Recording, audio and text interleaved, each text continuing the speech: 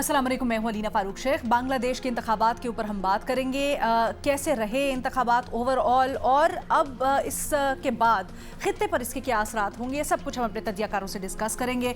आपको पता है कि नौजवानों के लिटरली एक खूनी चेंज ऑफ पावर के बाद और महीनों का मद्दोजज़र हमने देखा बांग्लादेश के अंदर, ये इंतखाबात हुए हैं और इसके बाद बांग्लादेश नेशनलिस्ट पार्टी BNP को अक्सरियत हासिल हुई है। अभी तक जो नताइज सामने आ रहे हैं उसके मुताबिक 2/3 अक्सरियत BNP को हासिल हो गई है, जिसके बाद खालिदा ज़िया और ज़ियाउर रहमान के जो बेटे हैं तारिक रहमान, वो कैंडिडेट होंगे प्राइम मिनिस्टर यानी वज़ारत उज़्मा के लिए बांग्लादेश के अंदर। अब ये 60 साला तारिक रहमान जो 2 दहाइयों से ज़्यादा बांग्लादेश से बाहर रहकर आए, क्या नौजवानों की एक्सपेक्टेशंस पूरी कर पाएंगे या नहीं? और फिर ऑब्वियसली बांग्लादेश में हसीना वाजिद की इतना तवील दौर हुक्मरानी ख़त्म होने के बाद भारत के साथ जो बांग्लादेश के ताल्लुकात ख़राब हुए, वो BNP के दौर में उनका फ्यूचर क्या होगा? फिर पाकिस्तान से हमने रिसेंटली देखा हसीना वाजिद का दौर ख़त्म होने के बाद कुर्बतें शुरू हुई। अब नई हुकूमत आने के बाद क्या एक्सपेक्टेशंस हैं, क्या ताल्लुकात हो सकते हैं, ये सब कुछ हम जानते हैं। हमें ज्वाइन कर रहे हैं इस डिस्कशन के लिए बेनज़ीर शाह साहिबा, मज़हर अब्बास साहब, इरशाद भट्टी साहब, और ढाका बांग्लादेश से खुसूसी तौर पर हमारे साथ मौजूद हैं एजाज़ सैयद साहब। 2 दिन से बड़ी ज़बरदस्त किस्म की रिपोर्टिंग भी कर रहे हैं। आज ना सिर्फ हमारे लिए रिपोर्टिंग करेंगे बल्कि तज्जिया तबसरा भी करेंगे सूरत हाल के ऊपर। एजाज़, आप ही से शुरू करना चाहेंगे। हम इसके ऊपर तो आएंगे कि ये नई हुकूमत क्या ताल्लुकात में दोनों ममालिक से, यानी भारत और पाकिस्तान से तब्दीली ला सकती है, या क्या एक्सपेक्टेशंस हैं। लेकिन पहले हमें ऑन ग्राउंड सूरत हाल के मुतालिक थोड़ा सा आगाह करें। ये जो इलेक्शंस हुए हैं, नौजवानों का टर्नआउट से मुतल्लिक इतने हमने कोई फिगर्स नहीं देखे, गो के कहा जा रहा है कि 60% तकरीबन वोटर्स टर्नआउट रहा। ओवरऑल जनरल फील क्या थी? क्योंकि जेनजी ने बड़ा किरदार अदा किया गुज़श्ता हुकूमत गिराने के अंदर, फिर उनकी अपनी फ्रस्ट्रेशंस, उनकी अपनी तवक्कुआत और उम्मीदें हैं। कितना बढ़ चढ़ कर नौजवानों ने हिस्सा लिया इस इलेक्शन के अंदर? अलीना, बहुत बहुत शुक्रिया। अलीना, जो 1 जुलाई 2024 से लेकर 5 अगस्त 2024 के 36 दिन बनते हैं। इन 36 दिनों को यहाँ पर बांग्लादेश में जुलाई 36 कहा जाता है, और ये सारी मूवमेंट जो है बांग्लादेश के नौजवानों ने चलाई, जिसे जनरेशन Z या जेन जीज कहा जाता है। ये कॉन्टेक्स्ट इसका ये है कि शेख हसीना जब पावर में थी तो उन्होंने अपनी अपोजिशन की सारी जमातों को, उनके लीडर्स को या तो जेलों में डाल दिया था, या फिर उनके खिलाफ केसेस चलाए जा रहे थे, या उनकी अपोजिशन के लोग एग्जाइल में जा चुके थे। खालिदा ज़िया एग्जाइल में थी, उनके बेटे एग्जाइल में थे, तारिक रहमान ये जो मौजूदा मुंतखब हुए हैं वो एग्जाइल में थे, बहुत सारे लोग। जमात इस्लामी थी, जमात इस्लामी के 5 के करीब जो रहनुमा हैं उनको हैंग किया गया, दर्जनों लोग वो जेलों में थे। तो अपोजिशन कोई नहीं थी, लेकिन असल अपोजिशन जो बांग्लादेश के नौजवान हैं उन्होंने की। ठीक है। और वो तमाम लोग 1 जुलाई से 5 अगस्त तक तकरीबन यहाँ पर बताया जाता है कि 1450 नौजवान शहीद हुए हैं, यहाँ पर ये नौजवान बताते हैं। तो उसकी वजह से ये सारी मूवमेंट आई जब इलेक्शन एब्सोल्युटली। बट एजाज, थोड़ा सा हमें अब इलेक्शंस की सूरत हाल के बारे में बताइएगा ना। मैं इलेक्शन जब अनाउंस हुआ तो नई वोटर लिस्टें बनी, और नई वोटर लिस्टों में 12 करोड़ 77 लाख वोटर थे, और उनमें 45 लाख से जायद वोटर्स जो है वो नौजवान वोटर्स शामिल किए गए। और ये बड़ी अहम बात है कि नौजवान वोटर्स इतनी बड़ी तादाद में एक वक्त में शामिल किए गए। और हैरानकुन बात ये भी थी कि 20 लाख वोटर्स नई वोटर फहरिस्तों में ऐसे भी निकले जो पहले से वफात पा चुके थे और उनके वोट इस्तेमाल किए जा रहे थे, तो उनको डिलीट किया गया, और 45 लाख वोटर लिस्टों में नए नौजवान वोटर्स आए। लेकिन अब आप जब देखते हैं कि 12 करोड़ 77 लाख वोटर्स को अगर आप इनकी 300 कॉन्स्टिट्यूंसीज में, यानी कि 300 कॉन्स्टिट्यूंसीज में तकसीम करते हैं, तो हर कॉन्स्टिट्यूंसी में नौजवान वोटर को जो नए शामिल किए गए 45 लाख 70,000 शामिल करते हैं तो इतना बड़ा फर्क नहीं डलता। यही वजह है कि एनसीपी, नेशनल सिटीजन पार्टी, जो कि नौजवानों ने बनाई इस सारी तहरीक के बाद, तो एनसीपी के पास कैंडिडेट्स नहीं थे कि वो 300 नशस्तों पर कैंडिडेट्स खड़े कर सके। वो तो बमुश्किल 2 दर्जन के करीब नशस्तें हैं जो उनके ऊपर कैंडिडेट्स उनके आए। इसी वजह से एनसीपी ने शुरू में ही जब इलेक्शन में आए तो उन्होंने जमाते इस्लामी की सरबराही में जो इत्तेहाद था उसको ज्वाइन कर लिया। ठीक है। क्योंकि जमाते इस्लामी को सबसे ज्यादा विक्टिमाइजेशन हुई थी और जमाते इस्लामी एक मुतबादिल के तौर पर उभर कर आई थी, तो एक्सपेक्टेशन उनकी ये थी कि शायद यही जमात इस्लामी पावर में आएगी, तो उन्होंने जमात इस्लामी को ज्वाइन कर लिया। लेकिन जमात इस्लामी ने गलती ये की कि ख्वातीन के हवाले से, विमेन की एम्पावरमेंट के हवाले से उन्होंने कोई वाज़ेह इक़दाम नहीं किए। उनके मुकाबले में तारिक रहमान अपनी वाइफ और बेटी को लेकर कैंपेन करते रहे और ख्वातीन को उन्होंने इलेक्शन के लिए खड़ा किया, मुख्तलिफ जगहों पर उनको टिकट्स दिए, जबकि जमात इस्लामी ने एक आध जगह पर ख्वातीन को दिया। तो अगर आप वोटर, रजिस्टर्ड वोटर की तकसीम भी देखें तो 6 करोड़ 48 लाख वोटर्स मेल हैं और 6 करोड़ 28 लाख एंड समथिंग वो फीमेल है, यानी कि आधी जो वोटर लिस्ट है वो ख्वातीन पर मुश्तमिल है। और ख्वातीन ने जब अपने आप को एलिनेटेड फील किया तो दे वोटेड फॉर बीएनपी। और ख्वातीन ने और नौजवानों ने, अगर आप ये कहें तो गलत नहीं होगा कि पर्टिकुलरली ख्वातीन ने फैसला कुन किरदार अदा किया, तो ये बात गलत नहीं होगी। बड़ी इंटरेस्टिंग ऑब्जर्वेशन है ये। एजाज साहब, ये भी बताइएगा, तारिक रहमान साहब अपनी आधी ज़िंदगी 2 दहाइयाँ बहुत टाइम होता है, बाहर गुजार के आए, फिर 60 साल के हैं। अब ओवरऑल फ़ज़ा क्या है? उनकी पार्टी लीड में है और वो प्राइम कैंडिडेट हैं पीएमशिप के लिए। क्या नौजवान और जनरली अवाम मुतमईन है उनकी इन रिजल्ट से? अवाम क्या कहती है? उनकी पार्टी, उनके पार्टी के मैनिफेस्टो से कुछ उम्मीदें हैं इनकी? देखिए, लोग तो बड़े खुश हैं। अच्छा। और लोग इसलिए खुश हैं लोग कि साल 2009 में जो इंतखाबात हुए थे जिसमें शेख हसीना वाजिद आई थी और फिर 15 साल मुसलसल वो पावर में रही, तो फिर 2013 में अगले इंतखाबात आए जिसके ऊपर शकूक जाहिर किए गए। 2018 में उसके बाद इंतखाबात आए तो कहा गया कि ये इलेक्शन चोरी हुए हैं, और फिर 2024 में इलेक्शन हुए तो कहा गया कि इलेक्शंस पे डाका डाला गया है, विल ऑफ दी पीपल पे डाका डाला गया है। तो ये पहले इंतखाबात, लोगों से जो मेरी बात हुई और लोगों ने कैमरा पे भी बताया कि ये पहले वो इंतखाबात हैं जिसमें वो खौफ की जंजीरें तोड़कर आए और उन्होंने वोट डाला और किसी दबाव के बगैर वोट डाला, किसी खौफ के बगैर वोट डाला। तो लोगों को एक तो इलेक्शन के अमल पर एतमाद था, नजर आया, ठीक है, और दूसरा लोगों को इस बात का यकीन था कि उनका जो वोट है वो चोरी नहीं होगा, जिसको वोट डालेंगे वो वज़ीर-ए-आज़म बनेगा। अच्छा एजाज, और आपकी इस बारे में क्या ऑब्जर्वेशन है कि अमूमी तौर पर जो बीएनपी का पहले अपनी दौरे हुकूमत के अंदर पाकिस्तान, प्रो पाकिस्तान तो नहीं लेकिन सॉफ्टर एक रवैया रहा पाकिस्तान से मुतल्लिक, ताल्लुकात से मुतल्लिक, फिर खालिदा ज़िया साहिबा को भी थोड़ी पाकिस्तान से मुतल्लिक लचक वाली लीडर के तौर पर देखा जाता था। तारिक रहमान से मुतल्लिक क्या लोगों की परसेप्शन है, क्या लोगों की तवक्कुआत हैं, और यहाँ पर पाकिस्तान से ताल्लुकात के बारे में क्या कहा जा रहा है? अलीना, हम लोग भूल जाते हैं और वो कहते हैं तारीख का सबसे बड़ा सबक यही है कि कोई तारीख को याद नहीं रखता, कोई तारीख से सबक नहीं सीखता। देखिए, जो तारिक रहमान है, इनके जो वालिद हैं, ये 1965 में पाकिस्तान की तरफ से जंग लड़े थे हिंदुस्तान के खिलाफ, हम भूल जाते हैं। फिर खालिदा ज़िया के अपने दौर में जब वो प्राइम मिनिस्टर थी, उनके बड़े अच्छे ताल्लुकात थे पाकिस्तान के साथ, बहुत करीबी ताल्लुकात थे पाकिस्तान के साथ, और वो पाकिस्तान के साथ बेहतर ताल्लुकात बनाना चाहती थी। ऊंच नीच ज़रा हमारा एक थोड़ा सा बिटर पास भी है, कुछ गलतियां हमारी तरफ से भी हुई हैं, कुछ उनकी तरफ से भी हुई हैं, लेकिन शेख हसीना तो पाकिस्तान का नाम सुनना नहीं चाहती थी। वो तो आपको पता है, पाकिस्तान का नाम कोई ले तो वो कहा करती थी कि मेरे तन बदन में आग लग जाती है। तो वो पाकिस्तान का नाम लेने वाला कोई भी शख्स यहाँ पर होता था, उसके साथ उनका अच्छा रवैया नहीं था।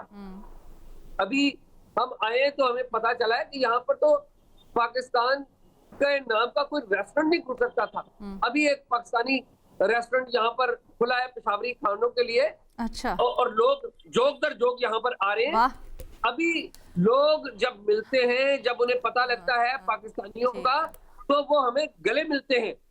वो कहते हैं कि हम पाकिस्तान से मोहब्बत करते हैं, पाकिस्तान के साथ ताल्लुकात बनाना चाहते हैं, और यही बीएनपी भी बिल्कुल कहती है। ठीक। हाँ। बीएनपी की जो इलेक्शन कैंपेन है उसमें उन्होंने भारत पे तनकीद की है, लेकिन ये नहीं कहा, तनकीद इसलिए की है कि शेख हसीना को उन्होंने वहां पर पनाह दी है, पनाह दी हुई है। लेकिन एट द सेम टाइम ये भी कहा कि हम तमाम पड़ोसियों से बेहतर ताल्लुकात रखेंगे। अच्छा, ये बड़ा अहम है। बेनज़ीर की तरफ ये सवाल लेके चलते हैं। बेनज़ीर, आप किस तरह से देखती हैं जो नई हुकूमत आई है? पाकिस्तान ने इस हुकूमत के आने से पहले भी जो दरमियान में 18 महीने रहे, बहुत सी दो तरफ़ा ताल्लुकात को बांग्लादेश के साथ आगे बढ़ाया, फिर कुछ मुआहिदों की बात होती रही ज़राए से। एक हमने फिर इंडिया मुखालिफ सेंटिमेंट भी देखा बांग्लादेश के अंदर। आप आने वाले दौर को किस तरह से देख रही हैं, पाकिस्तान के ताल्लुकात के तनाजुर में भी और भारत से मुतल्लिक भी? अच्छा, पहले तो अलीना, जो इस इलेक्शन को कवर भी कर रहे थे, एजाज भी कर रहे हैं, और जो इसको देखते हैं इस इलेक्शन को बांग्लादेश में, मैं उनसे बात कर रही थी, और वो कह रहे थे कि इलेक्शन से पहले ही बांग्लादेश नेशनल पार्टी जो थी वो काफी कॉन्फिडेंट नजर आ रही थी। उनको अंदाजा था कि वो इस इलेक्शन को बड़े कंफर्टेबली जीत जाएंगे, और उसकी एक बहुत बड़ी इंडिकेशन ये थी कि जो नेशनल सिटीजन पार्टी है, जो ये तुलबा की पार्टी है, इन्होंने पहले अलायंस करने की कोशिश की बीएनपी के साथ, एक किस्म की सीट एडजस्टमेंट करने की कोशिश की, लेकिन वहां से क्योंकि उनको कोई अच्छी ऑफर नहीं मिली, तो फिर वो जमाते इस्लामी के पास गए। अब उनके पास दो तिहाई अक्सरियत है, बल्कि उससे भी ज्यादा बीएनपी के पास। तो ये कहा जा रहा है वहां पे कि ये बड़ी कंफर्टेबल पोजीशन में है कि अपनी मर्जी की फॉरेन पॉलिसी और डोमेस्टिक पॉलिसी ला सकते हैं। किसी के साथ अलायंस नहीं है, कोई ऐसा नहीं है कि किसी को उनको अकोमोडेट करने की जरूरत है। तो ये एक बड़ी इंटरेस्टिंग डेवलपमेंट है। अब जहां तक पाकिस्तान और भारत की बात है, वहां पे ये तासुर है कि जमात इस्लामी को अक्सर समझा जाता था कि ये पाकिस्तान के जो है ये सियासी जमात बहुत करीब है। अवामी लीग के बारे में ये तासुर था कि ये भारत के बहुत करीब है। बीएनपी के बारे में बांग्लादेश में ज्यादातर ये तासुर नहीं था कि वो पाकिस्तान के या तो बहुत ज्यादा करीब है या भारत के बहुत करीब है। तो इससे उनको एक स्पेस मिलती है, इतनी गुंजाइश मिलती है कि वो दोनों इन ममालिक के साथ कोई ना कोई वर्किंग रिलेशनशिप बना सके।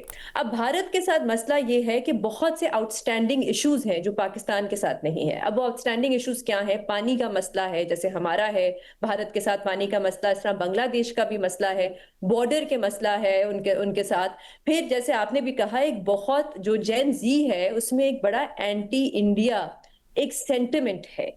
तो इसको, इन सारी चीजों को कैसे लेके चलना है? लेकिन वहां पे ये भी कहा जा रहा था, एजाज भी शायद इस पे बेहतर बात कर सकते हैं, कि बीएनपी की तरफ से इलेक्शन से पहले कोई एंटी इंडिया कैंपेन नहीं चलाई गई। कोई बहुत अगर वो चाहते तो ये जो एंटी इंडिया सेंटिमेंट है इसको इस्तेमाल कर सकते थे अपने फायदे के लिए। लेकिन ये जो बड़े बड़े इश्यूज हैं भारत के साथ, जैसे पानी का, बॉर्डर का, इसमें बीएनपी की तरफ से कोई वाज़ेह पॉलिसी भी नहीं आई। उनके मंशूर में भी इसमें कोई कोई बात नहीं की गई। तो ऐसा लगता है कि शायद बीएनपी भी चाह रही है कि कुछ थोड़ा बहुत कोई बाद में हुकूमत में आके कोई वर्किंग रिलेशनशिप भारत के साथ भी बनाई जाए। दूसरी जानब से आप देख रहे हैं कि भारत की तरफ से भी इलेक्शन से पहले भी कोशिश की गई बीएनपी के साथ ताल्लुकात बेहतर करने की। जब खालिदा जिया की डेथ हुई तो हमें पता है कि जयशंकर साहब जो हैं वो वहां पे गए, और फिर वो नरेंद्र मोदी की तरफ से ताजियत का एक खत भी लेके गए जो उन्होंने दिया। आज ये भी खबरें आ रही थी कि नरेंद्र मोदी ने तारिक रहमान से फोन पे भी बात की है। तो दोनों तरफ से लग रहा है कि कोशिश की जा रही है कि कोई ना कोई, बहुत अच्छे ताल्लुकात तो नहीं क्योंकि बहुत से मसले मसाइल हैं, कोई वर्किंग रिलेशनशिप हो। जहां तक पाकिस्तान की बात है, हमने देखा जब निगरान हुकूमत भी थी बांग्लादेश में तो ताल्लुकात बेहतर करने की कोशिश की जा रही थी, लेकिन ज्यादातर जो बात हो रही थी वो ट्रेड पे हो रही थी। तो लगता तो यही है अभी कि ट्रेड पे ही मामलात जो है आगे बढ़ेंगे, इस पे बातचीत होगी। एक बात मैं जरूर कहना चाहूंगी, ये बड़ा इंटरेस्टिंग होगा देखना कि बीएनपी को इतनी मेजोरिटी तो मिल गई है, लेकिन उनको फ्री हैंड कितना मिलेगा? क्योंकि जैसे अभी एजाज भी बात कर रहे थे, फ्री हैंड मतलब कि जो वो अपनी पॉलिसीज इंप्लीमेंट करना चाहते हैं वो कर सकते हैं नहीं, क्योंकि वहां पे इस वक्त एक बहुत बड़ी ऑपोजिशन है, और वो ऑपोजिशन है जो तुलबा है, जो जेन जी है। उनको मुश्किलों से उनकी पार्टी को मिली तो सिर्फ 6 सीटें हैं, लेकिन वो एक बहुत भारी और बड़ी एक इम्पोर्टेंट वहां पे आवाज है। अब पिछले साल जुलाई में उन्होंने, ये सारी सियासी जमातों ने उस वक्त की निगरान हुकूमत के साथ एक चार्टर साइन किया था, उसको कहते थे जुलाई चार्टर, जिसमें उन्होंने वादे किए थे निगरान हुकूमत ने कि ये रिफॉर्म्स हैं हम लेके आएंगे, ये कॉन्स्टिट्यूशनल जुडिशियल रिफॉर्म्स हैं। और अभी देखें, एजाज भी इस पे बात कर, आई एम श्योर करेंगे इस पे बात पे। अच्छा, रेफरेंडम के ऊपर भी ये पूछा गया, ये सवाल इस इलेक्शन पे, हाँ। एक बार वोट डालें, दूसरा ये भी पूछा गया कि ये रेफरेंडम होना चाहिए, क्या ये रिफॉर्म्स आने चाहिए, नहीं आने चाहिए। अच्छा, इसमें एक टाइमलाइन भी थी 2 साल की। तो अगर ये हुकूमत आती है, खैर आ जाएगी 1-2 दिन में, और जब आएगी तो अगर ये इन रिफॉर्म्स पे नहीं काम करती तो वहां से जो तुलबा है, जो जेन जी है, उनकी तरफ से फिर से बहुत सख्त ऑपोजिशन आ सकती है। ओके, मगर साहब के पास लेके जाते हैं, इसको मजीद भी एक्सप्लोर करेंगे। मगर साहब, जब आखिरी दफ़ा हमारी बात हुई थी तब आपने इस बात का इजहार किया था कि आप जमात इस्लामी को बड़ा कीनली वॉच कर रहे हैं, ख़ासकर पाकिस्तान और बांग्लादेश के ताल्लुकात के तनाजुर में। अब जब BNP ने अक्सरियत ले ली है और हुकूमत उनकी वाज़ेह तौर पर कायम हो रही है, अब आपकी क्या तवक्कुआत हैं? देखिए, पहली चीज़ तो ये कि पाकिस्तान के लिए अच्छी खबर है कि BNP भी जीती है और जमात इस्लामी ने भी ज़्यादा सीटें ली हैं अपने पिछले इंतखाबात के मुकाबले में, और दोनों जमातें बुनियादी तौर पे प्रो पाकिस्तान समझी जाती हैं।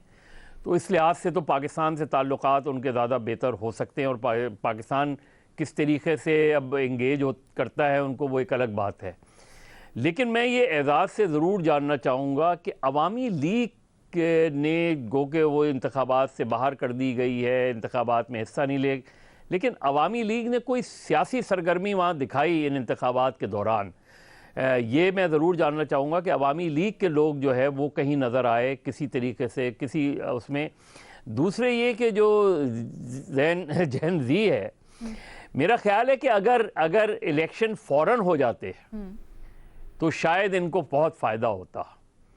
इंतखाबात में जो ताख़ीर हुई उधर, उनसे इनको नुकसान हुआ, क्योंकि जो एक टेम्पो बना था, एक अपराइजिंग थी, उसका आहिस्ता आहिस्ता वो नीचे आता चला गया टेम्परेचर। और इस दौरान इस नौजवानों की जमात ने कोई सियासी काम नहीं किया, यानी उन्होंने अपने कैंडिडेट्स वगैरह इस पे जो इनको मौका मिल सकता था, उस दौरान ऐसा लगता है कि बस एक अपराइजिंग थी, एक गुस्सा था, निकले, उसमें कामयाबी हुई, लेकिन एक गैर सियासी रवैया नज़र आया। क्योंकि आप उसके बाद इलेक्शन में जब आपने ये तय कर लिया था कि आपने इलेक्शन में जाना है, तो कोई तैयारी नहीं थी।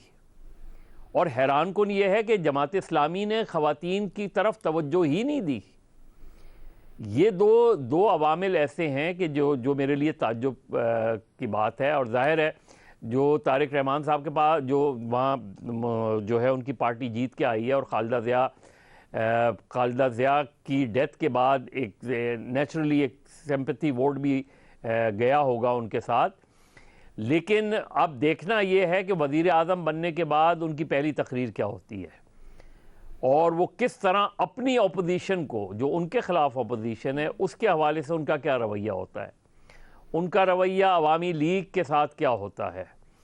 ये वो सारे फैक्टर्स हैं। और एक माशी तौर पे, क्योंकि बांग्लादेश का शुरू में तो उनकी इकनॉमिक सिचुएशन बेहतर हुई थी, तो उनके लिए एक बहुत बड़ा चैलेंज होगा। और ज़ाहिर है जमात इस्लामी अब देख रही होगी कि एक इनएक्सपीरियंस जो शख्स है वो वज़ीर आज़म आया है उनकी जमात को, तो वो अपना प्रेशर जो है वो बरकरार रखेंगे। इसलिए मुझे अगले 6 महीने बांग्लादेश में उसी तरह की अनसर्टेनिटी नज़र आती है। और मैं समझता हूँ कि मेरा ख्याल है कि अपोजिशन बहुत ज़्यादा वेट नहीं करेगी उनके। और बांग्लादेश की जो ट्रेडिशनल पॉलिटिक्स है उसमें भी यही चीज़ हमने देखी है।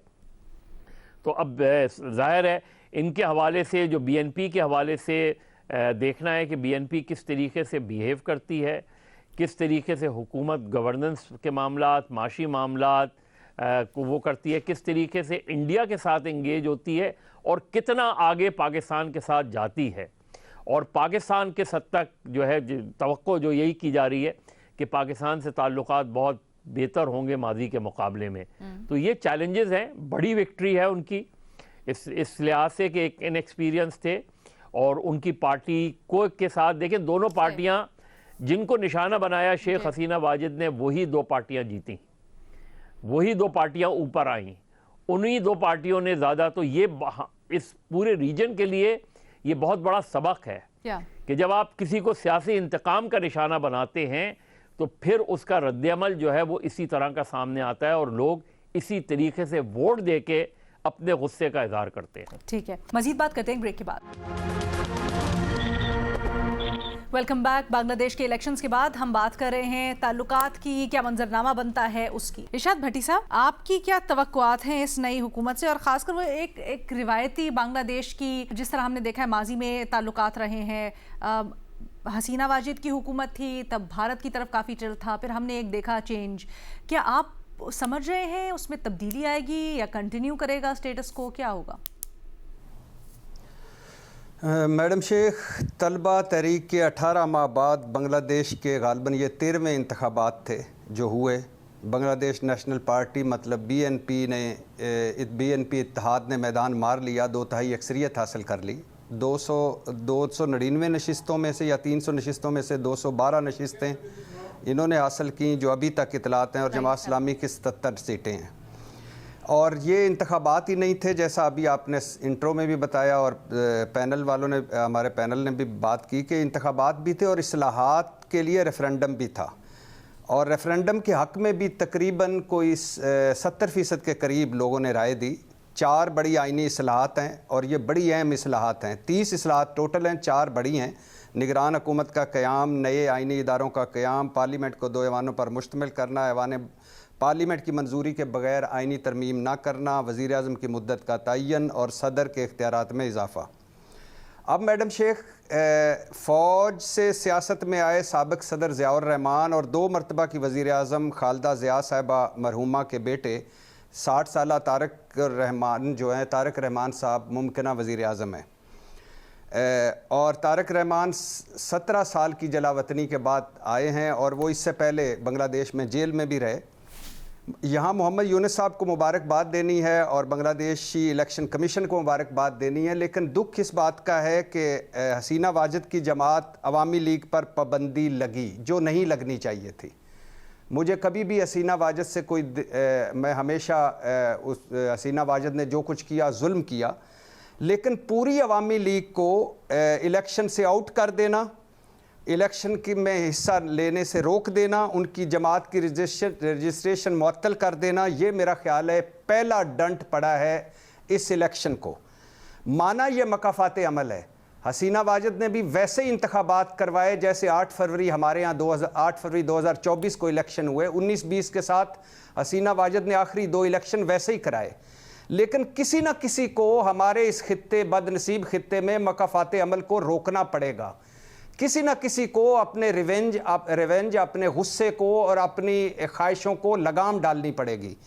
और ये अच्छी बात होती कि जो जुल्म में मुलव्वस थे डायरेक्ट उन पर पाबंदी लग जाती, लेकिन बहुत सारे ऐसे लोग हैं जो वोट से महरूम रह गए या अपने कैंडिडेट को वोट डालने से महरूम रह गए। पहली बात तो ये।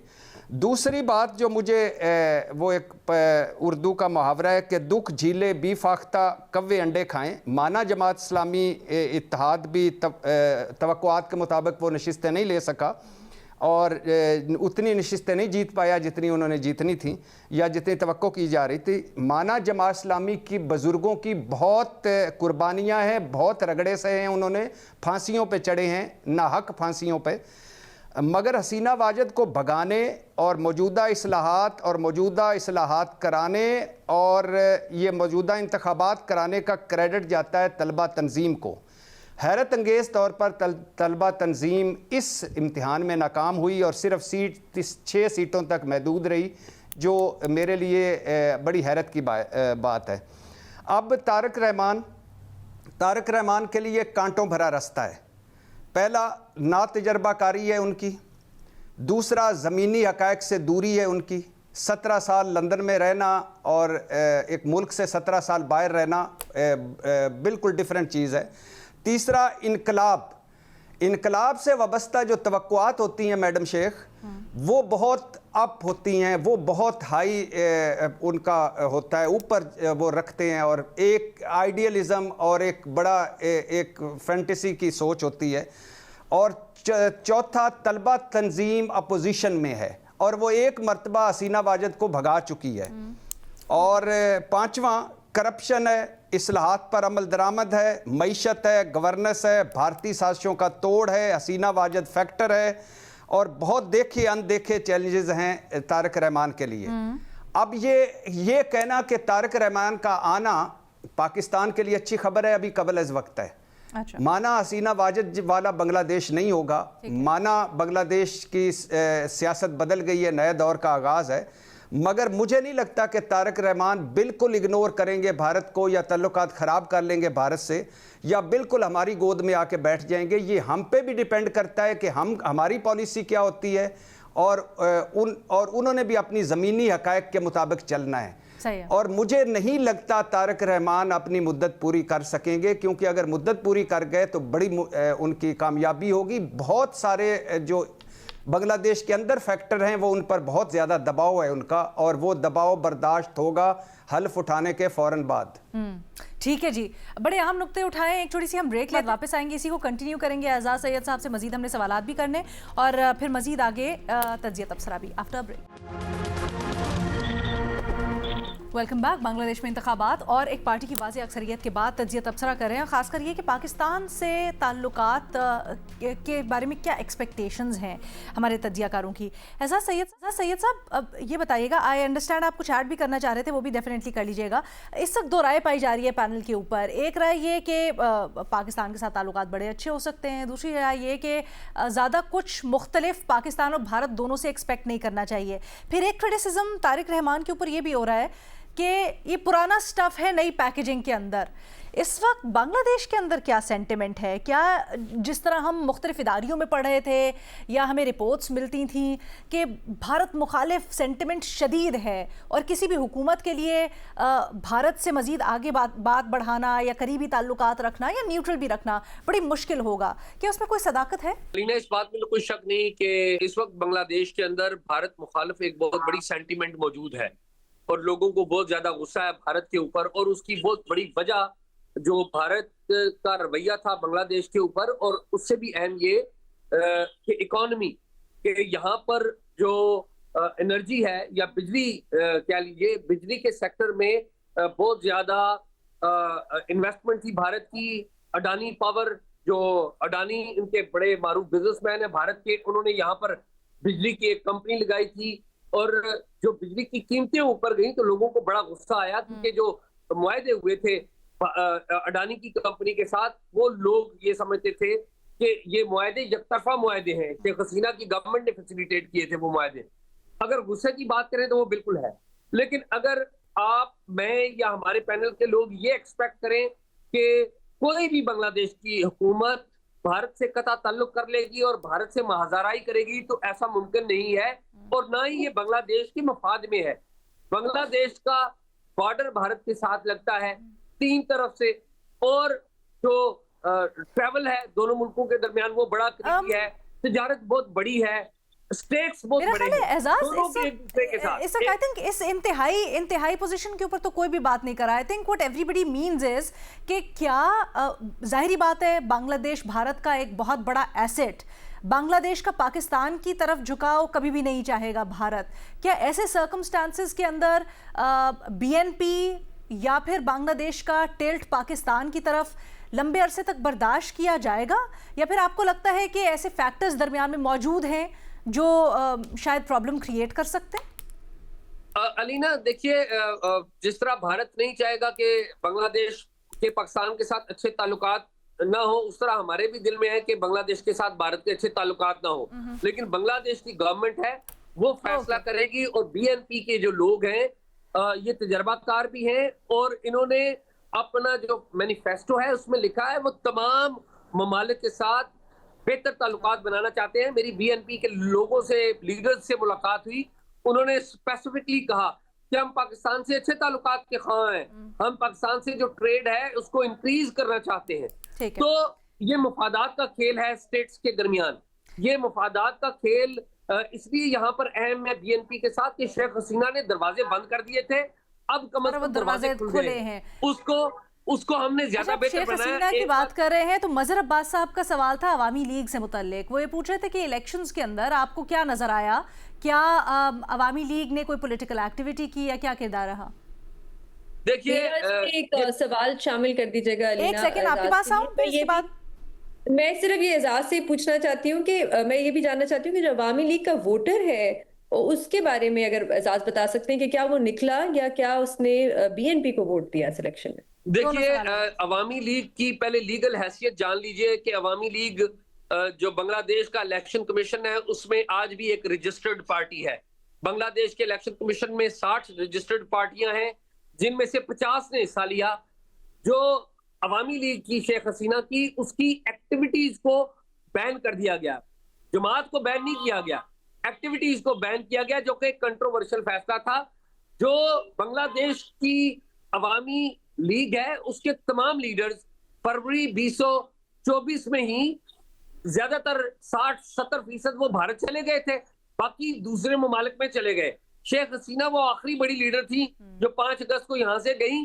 तो अवामी लीग के जो लीडर्स हैं वो हमें नजर नहीं आए। 1-2 लीडर्स के बारे में हमें जरूर पता चला जो इंडिपेंडेंट कैंडिडेट्स के तौर पर आए हैं, इंडिपेंडेंट कैंडिडेट्स के तौर पर सामने आए हैं, वो इलेक्शन उन्होंने लड़ा। ताहम अवामी लीग के बारे में जो ओवरऑल ब्रॉड लेवल पे लोगों की हमायत हमें नजर नहीं आई, बल्कि लोगों का गुस्सा जरूर नजर आया। ये लोग सवाल करते रहे और हमने भी सवाल ये किया कि अवामी लीग को एक्टिविटी की इजाजत क्यों नहीं दी गई। तो ये वो सवाल था जिसका कोई खातिर खा जवाब शायद नहीं था बांग्लादेश के इलेक्शन कमीशन के पास भी। ताहम ये एक फैक्ट है कि जो जमात चली जाती है तो यहाँ पर 5 साल बाद, 7 साल बाद, 10 साल बाद वो जमात वापस भी आ जाती है। असल बात ये है कि लोगों का अभी एक गुस्सा था जो लोगों ने उतारा, शेख हसीना चली गई। अब आगे फ्यूचर क्या है? आगे फ्यूचर बीएनपी का है और बीएनपी के पास के सर पे एक तलवार भी लटक रही है और वो तलवार वही जुलाई 2024 का डेक्लेरेशन था जो सारी जमातों ने साइन किया था। उस पर बीएनपी ने और बाकी जमातों ने रिजर्वेशंस भी दी थी कि आपने नौजवानों के साथ डेक्लेरेशन साइन किया लेकिन हमारी रिजर्वेशंस भी हैं। अब उन पर पाबंदी है बीएनपी के ऊपर।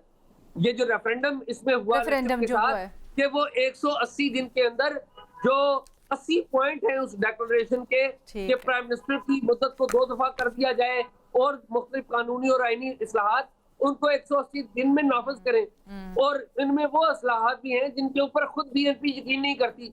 और जो डॉक्टर यूनुस हैं वो हुकूमत से तो चले गए हैं लेकिन वो हुकूमत का ये सिस्टम का हिस्सा रहेंगे क्योंकि वो इंचार्ज होंगे उस डेक्लेरेशन की इम्प्लीमेंटेशन का। तो सर पे तलवार है। देखना ये है कि किस तरीके से तारिक रहमान इस सारे मामले से आगे लीड करते हैं। और भट्टी साहब, मजहर साहब जी आखिरी बात ये तारिक रहमान जो है इनके ऊपर माजी में बड़े इल्जामात लगते रहे। ताहम ये हमें जानना चाहिए कि तारिक रहमान साल 2018 से इस जमात के बीएनपी के डिफेक्टो सरबराह है। इनकी मदर की डेथ तो अभी हुई है लेकिन डिफेक्टो सरबराह वो साल 2018 से है। तमाम पार्टी को देख रहे थे, वालदा उनकी फिगर हेड जरूर थी लेकिन अमली तौर पे तो उस तरह से डिस्कनेक्ट नहीं है जिस तरह से तनकीद हो रही है। बेसिक पॉइंट आपका ये है। अमर साहब, बेनजीर, भट्टी साहब, कोई मजीद कुछ बात करना चाहता है, सवाल करना चाहता है एजाज से? मैं सिर्फ ये एक चीज ऐड करना चाहूंगी कि हम बात करें भारत और पाकिस्तान की, एक और की प्लेयर है जिसमें बांग्लादेश में बहुत बात हो रही है, वो है चाइना। कि चाइना के साथ भी कैसे ताल्लुकात होंगे जो नई हुकूमत आएगी, क्योंकि भारत की ये कोशिश रही है जो पिछली हुकूमत थी कि बांग्लादेश में चाइना का इन्फ्लुएंस भी कम किया जाए। तो ये भी बड़ा इंटरेस्टिंग होगा देखना कि ये बैलेंसिंग एक्ट कैसा होता है। ठीक है, हमें आज के प्रोग्राम से इजाज़त दें। हमारा पैनल इससे ऊपर कहता है कि अब आने वाली हुकूमत किस तरह से इम्प्लीमेंट करती है सारे के सारे जो वादे उन्होंने किए हैं खासकर नौजवानों से, इसके ऊपर कड़ी नज़र रखनी होगी और यही तयन करेगा कि क्या ये हुकूमत बांग्लादेश में ठहराव ला सकती है और उसके नतीजे में जो पाकिस्तान के साथ ताल्लुकात और भारत के साथ ताल्लुकात हैं उनमें कोई फ़र्क आता है या नहीं। अल्लाह हाफ़िज़।